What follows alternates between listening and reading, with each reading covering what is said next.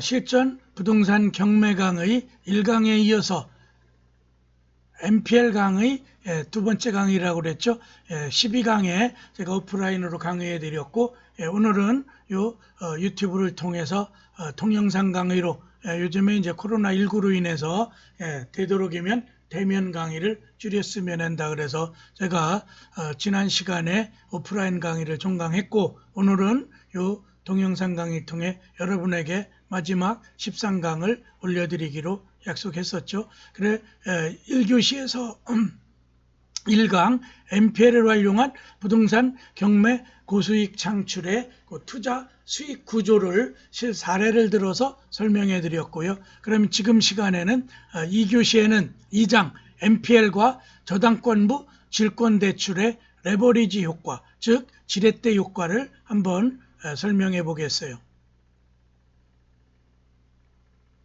2장 MPL과 저당권부 질권대출, 즉 작은 돈을 가지고도 거기다 질권 설정을 하면서 재금융권으로부터 바로 내 돈의 한 1~20%만 투자하고 그대로 질권, 채권 질권, 즉 근저당권 채권을 질권으로 삼아서 권리질권을 설정해서 그 지렛대 경제적 효과를 크게 향상시키는 그런 효과가 바로 2장의 강의 주제가 되겠어요. 그럼 먼저 1절에 MPL과 질권대출, 즉 권리질권에 대한 대출을 통해서 작은 소액 투자를 할 수 있다는 게 바로 MPL의 특징이에요. 또 장점이고요. 그럼 먼저 부실채권은 MPL은 부동산 경매보다 수익을 더 높일 수가 있고, 그래 1장에서 여러 가지 장점을 설명드렸죠. 당장 현금을 확보해야 한다면 내가 매입한 MPL을 다시 매수인을 찾아서 재매각을 통해 투자 원금과 일부 수익을 가져올 수 있기에 질권대출을 받아 매입하는 것도 좋다. 부동산 1년 이내 단기 투자의 경우 절반에 가까운 수익을 세금으로 내야 하지만 이른바 양도소득세죠.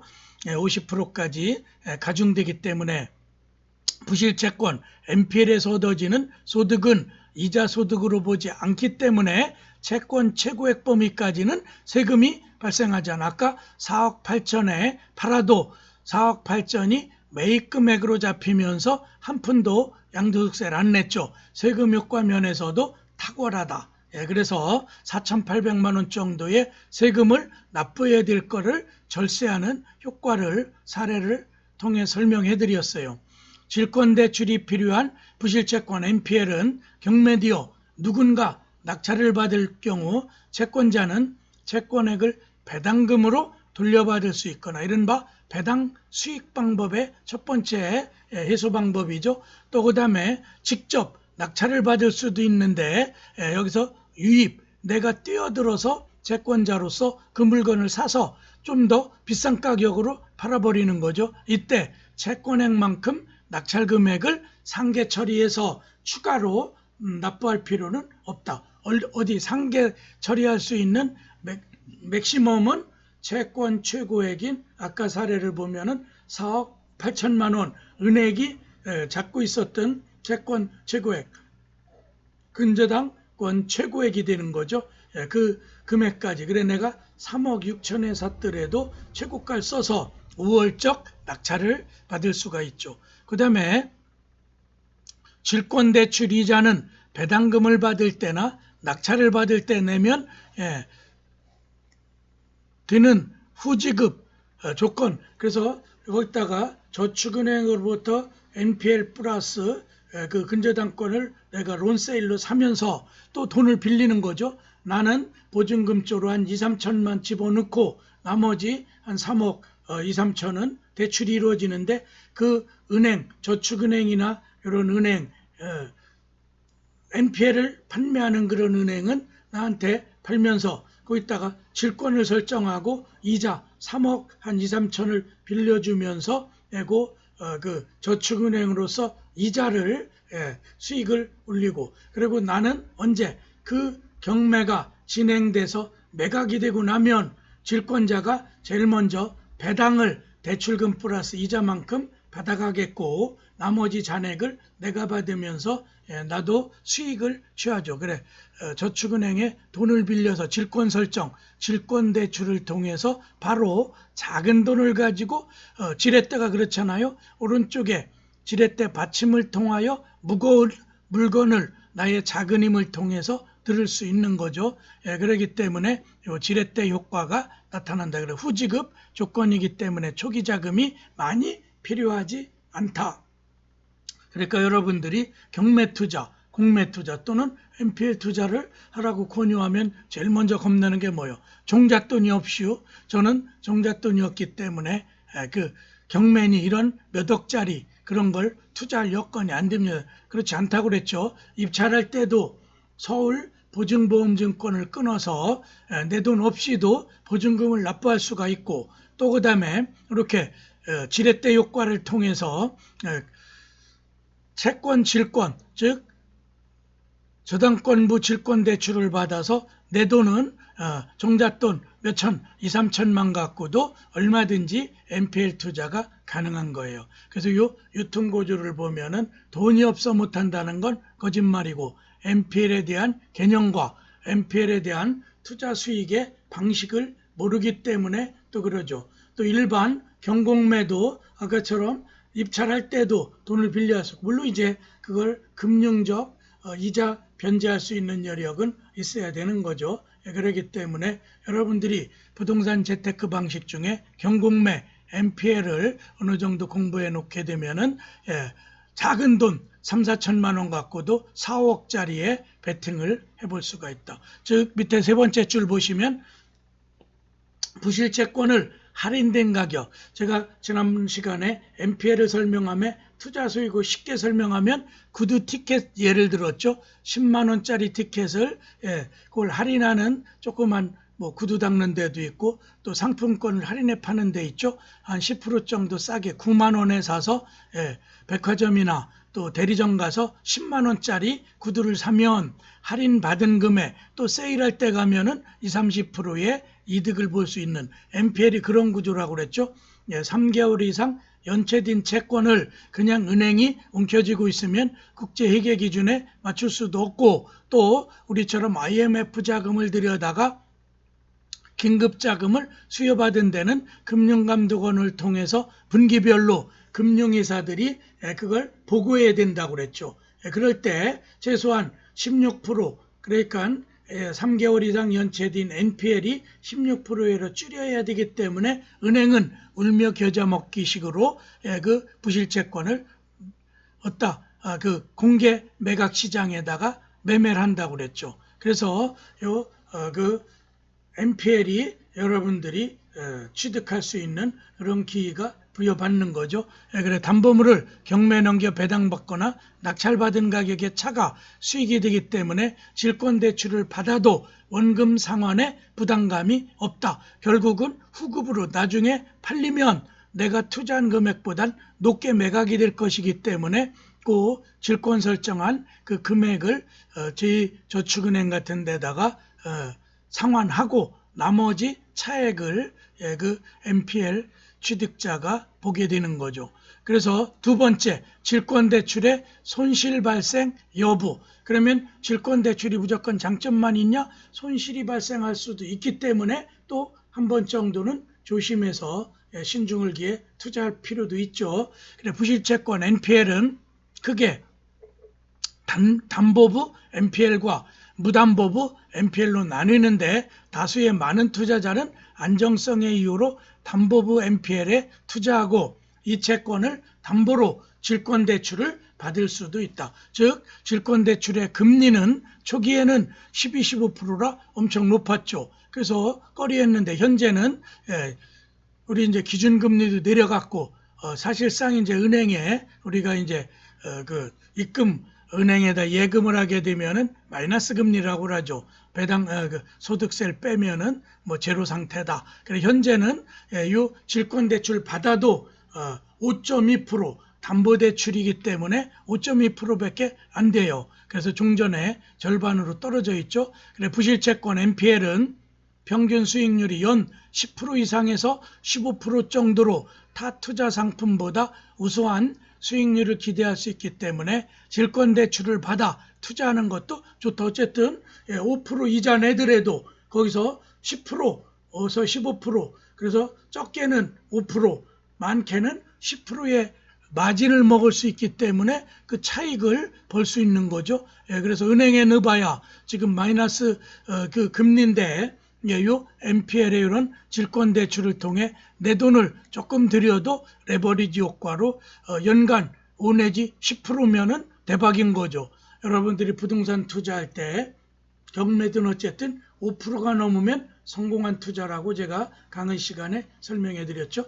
그래서 거기 중간에 보면은 질권대출에 필요한 부실채권 NPL을 직접 낙찰받은 후 매도할 때 채권 최고액까지 매입 원금으로 인정받기 때문에 그 이하로 매도할 경우에는 단 한 푼의 양도세도 내지 않아 절세 효과가 크다는 장점이 있다. 그래서 양도소득세의 절세 효과를 노리기 위해서도 NPL을 해야 되죠. 언제든 매각할 수도 있고, 그렇죠? 그 다음에 질권대출을 이용하면서 반드시 유의해야 할 점은 직접 낙찰을 받을 경우 대출기관 즉 질권자의 상계처리 동의서 발급 여부를 또 반드시 해야 된다. 물론 이제 금융기관이 이러한 동의서는 떼어주죠. 그러면 그거를 은행에 마지막 경매법원에 넣어서 상계처리도 하고 그런 다음에 낙찰 받아서 그걸 되팔아서 차익을 가지고 그 질권자에게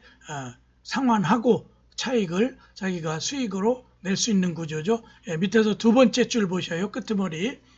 부실채권 NPL은 저당권에 의한 담보대출이 아닌 등기를 원인으로 하는 질권대출이기 때문에 대출금리가 다소 높다는 특징. 그러니까 담보대출에 비해선 한 0몇 %는 비싸죠. 금융기관도 제1금융기관이 아닌 일부 저축은행 등 제금융권이라 평균적으로 이율 그래도 아까 5.2% 정도로 낮아졌기 때문에 금리 부담은 그렇게 크지 않아. 또 레버리지 효과를 위해서 내가 몇천 가지고 몇 억짜리를 들어 올리기 때문에 거기서 차익을 볼 수 있는 경매 물건이라면 얼마든지 NPL을 활용해서 저당권부 질권 설정을 해서 그 물건을 살 수밖에 없는 거죠. 그래서 세 번째 저당권부 권리질권 설정 민법에 나온 이 부분을 좀 설명해 보겠어요. 권리질권. 질권은 동산을 위주로 하기 때문에 그 민법 및 민사특별법 공인중개사 시험에서도 물건이 전부 법정 물건이 8가지인데 질권은 제외되죠. 그런데 요 NPL을 공부하기 위해선 권리질권 개념을 조금 이해하시기에 대해서 제가 여기다가 민법 제348조 저당채권에 대한 질권과 부기등기 방식의 등기 공시방법을 설명해 보겠어요. 그래서 348조 박스친 조문을 보면 저당권으로 담보한 채권을 질권을 목적으로 한 때는 질권의 목적으로 한 때는 그 저당권 등기에 질권을 부기등기하여야 그 효력이 저당권에 미친다. 그래 공시방법은 저당권 밑에 부1해서 부기등기를 통하여 이 질권대출 받은 그래서 저축은행이 3억 6천 중에 한 3억 5천을 빌려줬다면 그 밑에 부기등기를 통해 저당권과 같은 순이기 때문에 매각이 되면 그 4억 한 2천 정도 매각된다면 3억 6천 플러스 이자를 그 권리질권자인 저축은행이 먼저 우선 배당받을 수 있는 거죠. 그러면 권리질권을 설명해 보겠어요. 괄호 1번에 권리질권의 목적, 즉 권리질권의 대상이 어떤 게 되느냐, 양도성 있는 재산권이다. 그러나 재산권 중에서도 부동산의 사용수익을 목적으로 하는 권리, 즉 민법 제345조에서 말하는 소유권이라든가 지역권, 광어권, 어업권 등은 목적이 되지 못하고 그 자체, 왜냐하면 근저당권자가 소유권자는 아니니까 소유권은 안 되는 거고 또 타인의 부동산을 그 승역지 토지를 통해서 얻는 이득을 구체적인 수익을 얼마인지 확인할 수 없어서 지역권도 여기서 권리질권이 안 되고 또 우리가 특수 물건으로 즉 광어권, 어업권 즉 광물을 캘 수 있는 권리와 어장을 가지고 그 가두리 양식장 뭐 이런 걸 할 수 있는 이런 거는 그 대상이 안 된다. 일정한 그 부동산 이용권에 준하기 때문에 그런 거죠. 그 다음에 구체적으로 금액이 특정되지 않았기 때문에 권리질권의 목적이 안 돼. 그런데 여기서 채권이 일반적으로 권리질권 대상이 되는 근저당권 속에는 채권이 있는 거죠. 대출채권. 또 주식. 여러분들이 뭐 법인에 상장된 주식에 주식을 갖고 있다라든가 하면 그걸 은행에 담보 잡혀서 할 수 있는 거죠. 질권 설정하고 또 무채재산권. 요즘에는 이제 지식재산권, 지적재산권이라는 말을 더 많이 쓰죠. 일본식 표현은 무채재산권이라고 그래. 그래서 특허, 상표, 디자인, 또 실용신안, 저작권 이런 무채재산권도 경제적 가치가 있기 때문에 이것도 권리질권의 대상이 되죠. 그래서 주식이 발행됐다면 장부에 그 적어놓고 그 주식 원부에 적고 또 특허 원부, 상표 원부에서 그 브랜드 가치 같은 것, 또 특허권 실시하게 되면은 특허권에 경제적 가치가 있을 거예요. 그거를 담보 대출 받을 수 있게 되는 거죠.